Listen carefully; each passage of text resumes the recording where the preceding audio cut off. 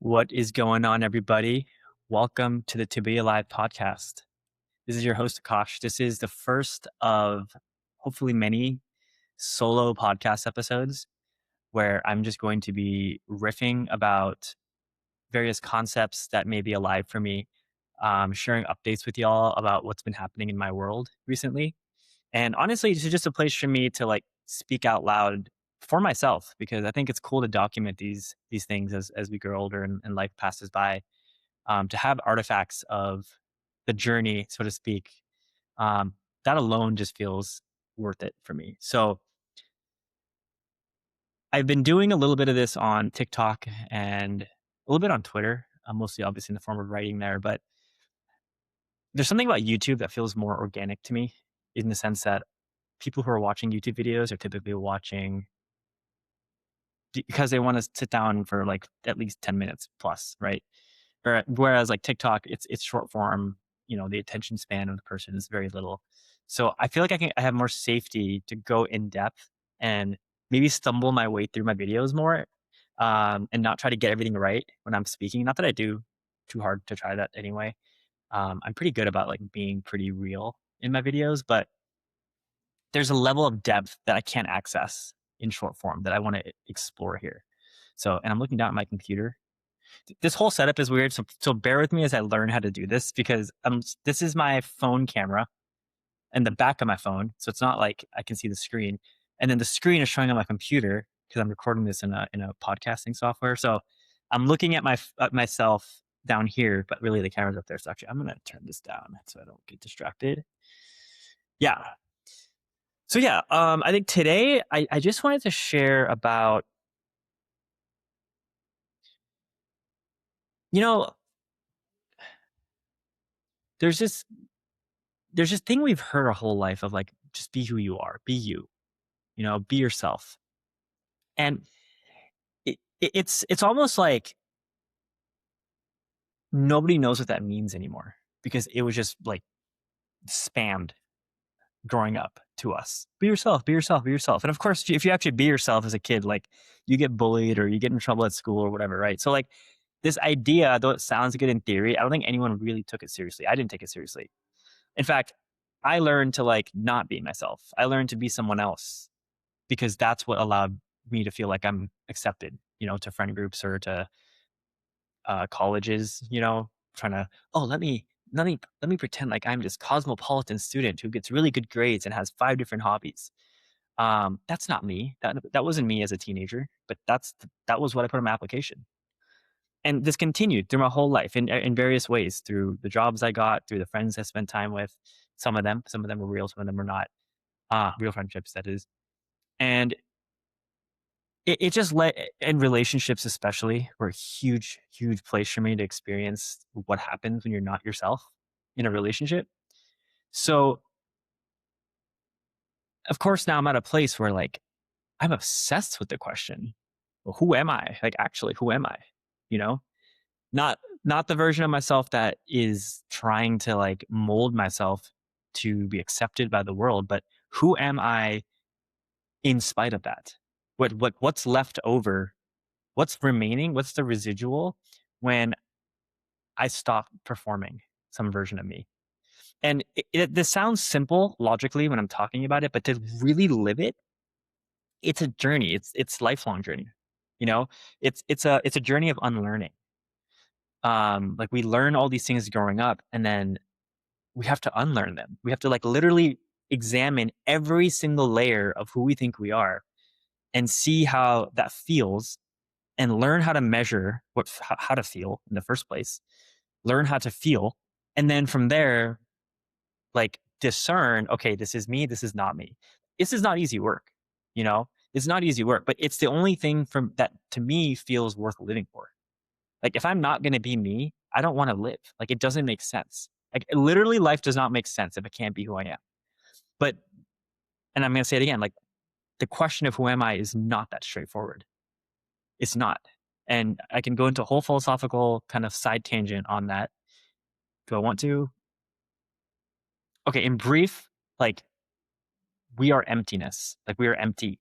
There's nothing to our essence. If you meditate enough, you might have flashes of this realization, this wisdom that like at our core, there's nothing. And you know, you might interpret that as, oh, well, then what's the point of anything? I take that as that's the ultimate freedom, because when you're not, when you know you're nothing, and like that's just freedom. You can do whatever you want, right? And you know, I'm kind of simplifying. Another part of it, which is really important, is like we are unique. We have a unique fingerprint, each of us. And that fingerprint is meant to express itself in this world in a very specific way that no one else can express themselves as. And this looks like everything. This looks like how you show up in your friendships, how you approach friendships, how you approach relationships, literally everything in your life, what you do for work, especially like what is your contribution? How are you serving others? All these questions, like we have a very unique configuration of how that's like meant to be expressed through each of us as individuals. And I want to know what mine is. I want to know like what is like how am I meant to like live, and what is that? Because there's a, you know, in like Zen Buddhism, it's this idea of like effortlessness in being. Like you just effortlessly live because you know that this is for me and this is not for me, not because of some arbitrary set of rules that we've learned of like, or morals like, oh, this is good, this is bad. No, no, no. Someone hits me up for dinner. Do I want to spend time with this person or not?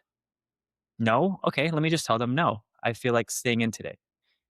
Instead, I'd make this crazy elaborate story in my head of, well, I don't want to offend them, you know, and I've known this person for like 10 years. So like I can't really just say no because they might get the wrong idea and that might create tension in our friendship. And I don't want that to happen because I don't want to deal with that kind of conflict. So you know what? I'm just gonna say yes. And right there, I just betrayed myself. Somewhere in me, the answer was no. And it's not like a judgment on this person. It's not a judgment on anything. It's just like, no, it's like, do squirrels like have this intellectual discussion in their head about do I want to eat this acorn or not? No, they just go and eat the acorn when it's time to eat when they're hungry. It's the same thing with us. It's like, do I want to spend time with this person or not? It doesn't have to be this complicated story. So that's a degree I'm trying to get to of like, well, what are my wants and preferences in the moment, in this moment, and how are my like beliefs, my stories, the assumptions I'm creating in my head, basically how's the mind getting in the way of this natural intelligence that already knows the answers to everything. So in Buddhism, this is basically the idea of the dharma. Hinduism is a similar idea. It's just moving with this ease because you're just adhering to what is right, for, what feels right to you. Now, it's hard in this world to do that because there's so much noise and people's reactions that get thrown our way that like there's consequences. Like you have to deal with like, oh, yeah, this person didn't understand why I said no. And now there's this conflict. And like you have to stick to yourself. You have to love yourself enough to like see their perspective of like, oh, you know what? From their standpoint, they might have gotten offended because maybe they're having a bad day and they really wanted to hang out with someone. And so they're taking you not hanging out with them personally when it has nothing to do with you, nothing to do with me. Right. And now you have to figure out, okay, well, how do I find compassion for this person despite the fact that they misunderstood me? And how do I honor myself in the moment or in, you know, in this particular circumstance? Not easy. It's not easy to do all of that. So like, this is the work I'm trying to do all the time, 24/7 is like, what is my truth in this moment? Like, even before I hit record on this, I was like, what the heck do I want to talk about? I don't want to just record a video to record a video. Right. But I feel like I am speaking what's alive for me right now. And that's all I can really do because that's all that there is. Everything else would be a performance. And this kind of way of being doesn't really, it's not really compatible with society today. I'll be honest, which is where I feel a lot of confusion because the way I want to exist, which is complete authenticity of just, I just want to be me. It doesn't translate to a normal 9 to 5. It doesn't translate to normal friendships. It doesn't translate to a relationship with my parents that's normal or my siblings or my friends. Nothing in my life feels like it is naturally like going to adhere or complement this way of moving. So what I have to do is just it's the hardest thing to do is like just accept that that's the case. Accept that my relationships are going to change with people. Accept that there are people out there that will understand this way of moving, and those are the people I want to be around. Um, or and even that I have a hard time saying, because I don't mean to say I want to just let go of everything else. That's not it either. There are moments where I want to hang out with people, regardless of whether or not we're aligned in how we like move through the world. But there's a balance. There's a fine line, where I think I'll feel good and alive and like myself. And then there's moments where like I can if I consciously decide like, okay, let me just say yes to something I don't want to do.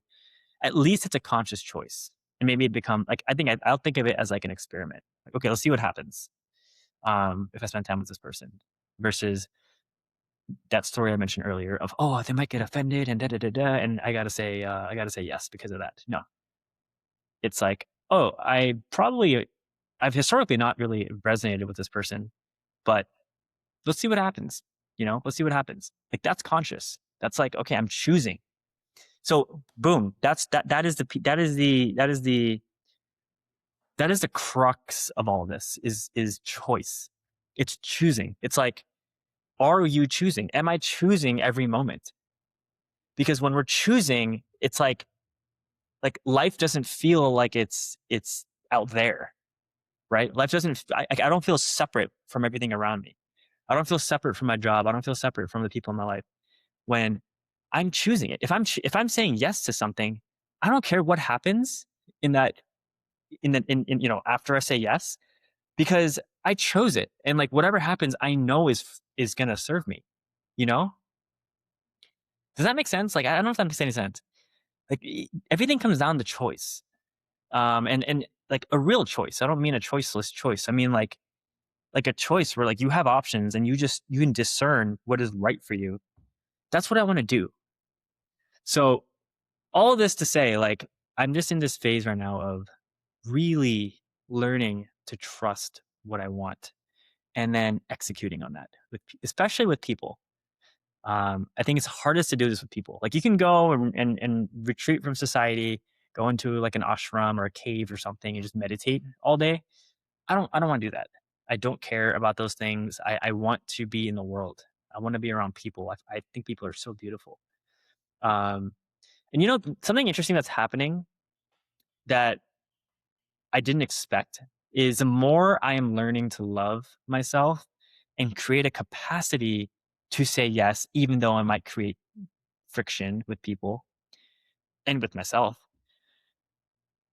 As I'm building this capacity, I'm able to like feel and see people more clearly. Like, I can see the ways that the programs and beliefs are running in their head, where like someone might squirm. I just notice when people are squirming these days, like, oh, there's something they want to say, but I can feel like, oh, there's tension of like, I can't be honest with this person. I can't say the truth because it might offend them. And I feel that so much. And like, I think so many of us are like trapped in this place of like, oh, I can't tell the truth because, first of all, I didn't even know that I could tell the truth. I didn't know that was an option. But it's always an option to tell the truth. It's just, are we aware of the option, what the options are? Are we aware that truth is an option to tell at all? Um, so the more I'm just increasing this capacity, do this work, and there's too much to explain in one episode here about like what I'm doing that's creating this capacity. If you guys are curious, like, for the 5 of you watching this, like, leave a comment or something, and I'm happy to create another video about it, because that in itself is a whole journey.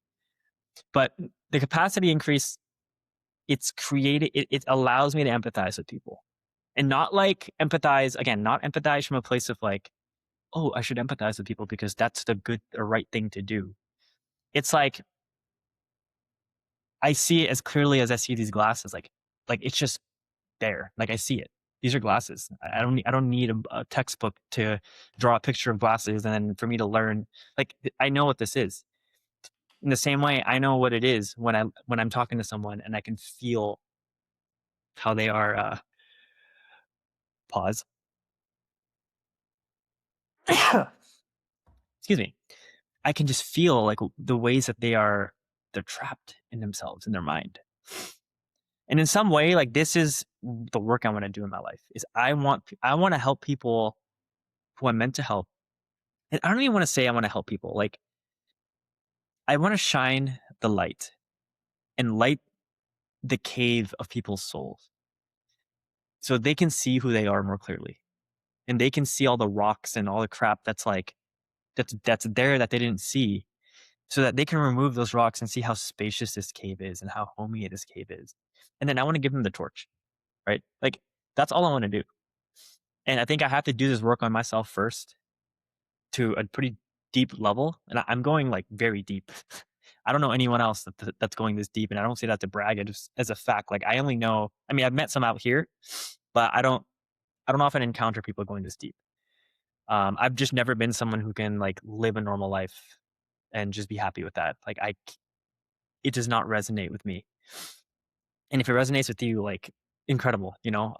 Sometimes I wish that was the case, but I chose to live a very like I don't even think I chose this, to be honest. I feel like I was born. This is like part of just my soul's mission, I guess. This lifetime of like,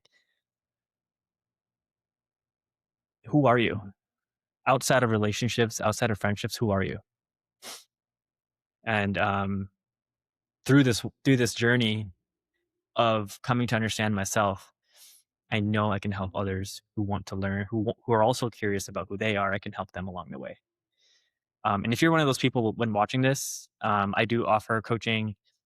So please reach out to me. I'm doing like this is very early right now, and I'm offering very very like easy rates. Actually, it's pretty much donation based. So if you would like to explore that with me, please just send me a DM. It is There's nothing I would want to spend my time more on than helping someone like you who is curious about these things explore it, because it is like a freaking ocean to explore, uncharted. And I wish I had people to help me earlier in this journey as well. But I'm also happy where I am, so can't really complain. Okay, how long is this thing even getting? Oh, 17 minutes. Okay, honestly, I thought this was already like 30 minutes, and I was getting a little proud of myself. This happens when you don't wear glasses, by the way. All right, let me feel if there's anything else alive for me before I close this up.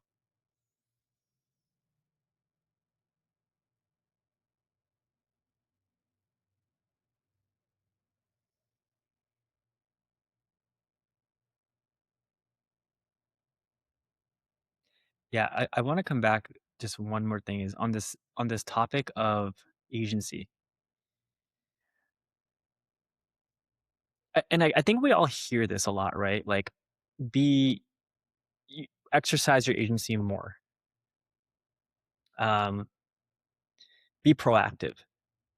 Don't just take instructions.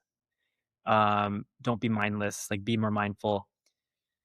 And I think these are all circling around this truth that agency is like literally this close.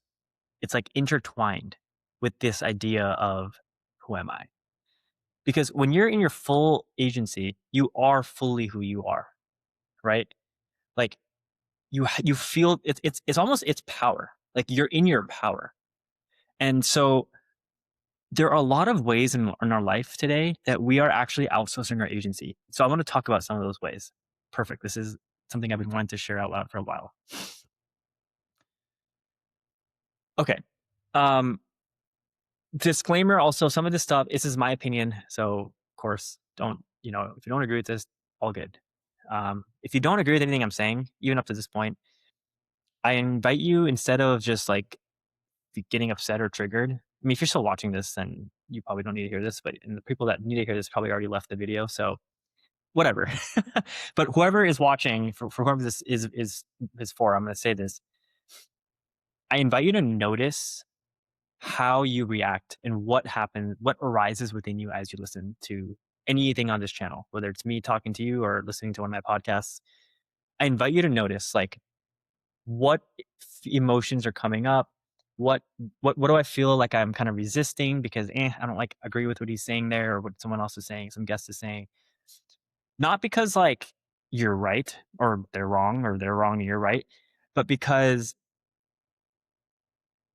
the act of noticing is the whole point. Noticing what is coming up in you is the whole point. So, just a little aside there. Be aware of what comes up with you as you watch this and try not to jump to like a conclusion, but just notice it. Like just the way you would notice, if you were in a room that was hot and you put the AC on, you start to notice how the air gets cooler. Like you just notice it, right? It's the same thing. Over here, notice what happens in your body or what thoughts come up. Um, cool things happen when you start noticing this stuff. So, what was I even talking about before this? Oh, agency. Yes. Here are really small ways that we're giving up our agency. My opinion. Smartwatches, right? Tracking devices on our wrists, on our phones. There's something really, and I'm as much a part of this, so I'm not just like trying to shame anybody. I'm just bringing light to something I've noticed. When we get so what am I trying to say? I think we have all the intelligence, but biologically within us to know what is good for us to eat, how much exercise we need. Like if we listen to our bodies, it'll tell us. And I think what these apps are doing is they took a good intention of like, let's optimize our health to what science says is, the best averages or whatever it is to go for, whether it's steps or heart rate. I don't even know what other, I don't use a smartwatch, so I don't know what other things they track there, but sleep schedule, like I think like you can track stress levels now or something. Like these things are good, well intentioned, right? But we can become so dependent on them that we have completely outsourced our agency to these devices, to technology. And this goes with AI too, and that's a whole separate conversation about AI, and how we're outsourcing our own thinking and our own everything, writing even to AI. Our own creativity is being outsourced. But on the topic of tracking like our vitals and whatnot, when we are like completely relying on tech to tell us what's a good day for us from a health perspective, we're cut off from our own intelligence. Like before all this tech existed, like people also had to figure out how to um well, this is like maybe not even relevant. That piece probably isn't really relevant. But I do feel like there's something here about like finding a good balance of using this information on these apps in a way that serves you without becoming dependent on them completely. And I'll just leave it at that. And I think that's for you to explore if you're interested or curious. Other ways we're outsourcing our agency. Um, it's pervasive. Like I think a lot of coaching, a lot of meditation is very like it takes your agency away. Like we do a lot of things in our world for an outcome, right? We meditate because we want lower stress levels. We go to therapists or coaches because we want a method or solution to our problems. And agency means like, hey, I need to come to my own realization. Like I have to have my own light bulb moment of how to work through my issues. Because if you hand me a solution to my problems, or if you give me a method or a technique or whatever it is to work through something, and then let's say I work through it and let's say it works. And that for that particular thing, I'm great. And like you go and high five your coach and everything's great, right? But guess what? The next time you're in that situation, and you will be again, you're going to fall into the same pattern you fell into before, right? Because you haven't actually addressed the root of what's going on because you outsourced your own agency, your own problem solving, your own creativity to someone else. And a lot of coaches, a lot of therapists, and a lot of like people you follow online, they don't have the self-awareness to see that, oh, they think they're offering help to you, but really they are taking your agency from you because it gets views, it gets clicks, it gets money, right? It gets some money, it gets some business.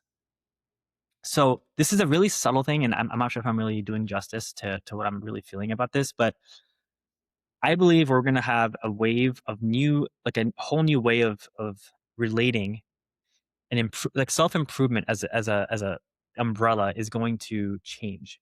It's going to evolve. It's going to evolve away from like, I'm a problem to solve. Help me find the solutions to this, and let me go outside into the world and figure out what that is. To how do I see all problems and solve them through myself? How do I inquire with myself to work through what it is that is coming up for me? And yes, you can use someone's help to do that, but that person also needs to understand that, like, I'm not here to take your agency. In fact, I'm here to empower you. It's empowerment. It's like, I want to show you how you already have the answers to all your problems. You don't need me, technically speaking. You don't. But I can help you get there faster by just showing you things that you will discover eventually, but at a pace that is much quicker, you know?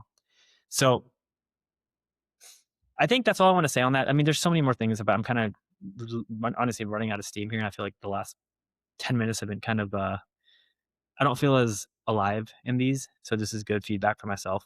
Um, I'm going to keep this in the video because like, these are the things I want to note moving forward. Like, I want to be honest about how I record these. I don't expect these to be perfect.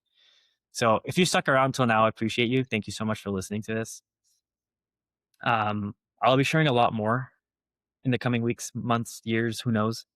And I'm excited about this. This is, I'm already seeing how like, this is another level. This is another skill. Like, to be able to like speak this much. I don't like to talk that much, to be honest. That's why I'm a podcast host. But to be able to talk this much is, it's a skill, and I'm excited to learn how to do it because it's quite important. I feel, for some reason, it feels important. So much love. See you all next time. Take care.